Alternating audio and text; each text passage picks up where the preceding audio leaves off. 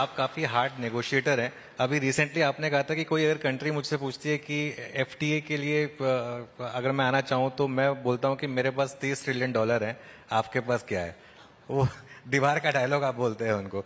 और जब मैं लास्ट टाइम दिल्ली आया था, मुझे याद है एक नेगोशिएशन चल रहा था, काफी 3-4 घंटे तक आप उस मीटिंग में थे और काफी हार्ड नेगोशिएशन चल रही थी। इस पर कुछ कहना चाहेंगे, अभी इस समय क्या चल रहा है इसमें? मित्रों, पहले एक जमाना था जब भारत बड़े कमजोर स्थिति से विश्व के सामने पेश आता था। हमारी नेगोशिएशंस में कभी स्टेक होल्डर कंसल्टेशन नहीं होता था जितना आज के दिन होता है। आज कोई एफटीए होता है तो मैं स्वयं और कई बार तो ग्रैंड हायट या सोफिटेल ट्राइडेंट में इस क्षेत्र में भी हम मीटिंग्स रखते थे, क्योंकि ये सेंटर है मुंबई का। ये बात अलग है कि अब मैं कोशिश कर रहा हूं कि दक्षिण मुंबई से बांद्रा बीकेसी एपी सेंटर बना मुंबई का। अब मैंने तय कर लिया कि अब उत्तर मुंबई बनेगा मुंबई का सेंटर।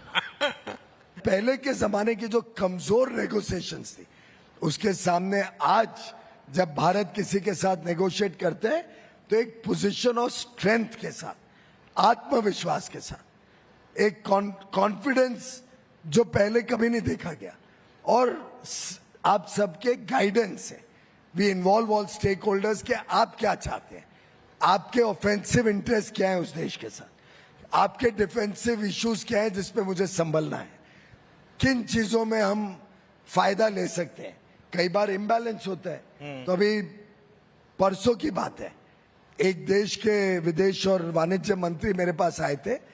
वो चाह रहे हैं कि हमारे साथ, भारत के साथ नेगोशिएट करें, एफटीए करें।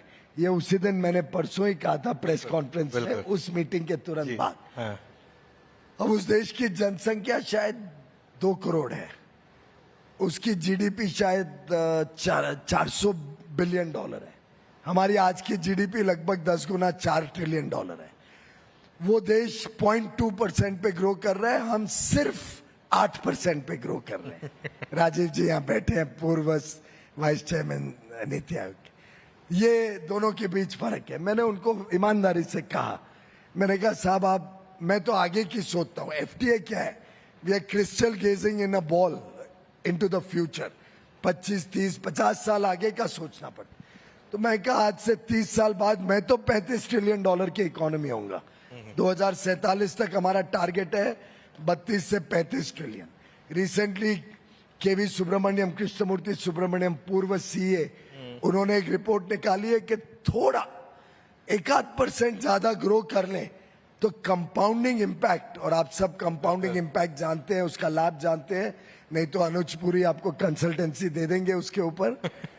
पर कंपाउंडिंग इम्पैक्ट 1% ग्रोथ ज्यादा होने का ये होगा कि हम 50 ट्रिलियन से ज्यादा भारत की इकोनॉमी देख सकते। तो मैंने कहा मेरा तो डेल्टा ऑफ अपॉर्चुनिटी भारत में 4 ट्रिलियन से 35 ट्रिलियन है, वही $30 ट्रिलियन बढ़ेगी। आपकी इकोनॉमी आप कितना भी ग्रो कर लें 1 ट्रिलियन में नहीं पहुंचेगी। तो आप बताइए मैं कैसे दोनों के बीच में संतुलन लाऊं?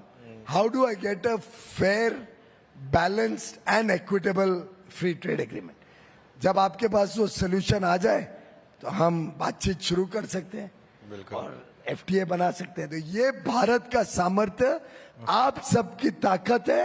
ये मोदी जी ने देश की माइंडसेट को चेंज किया। बिल्कुल, big round of applause for the minister.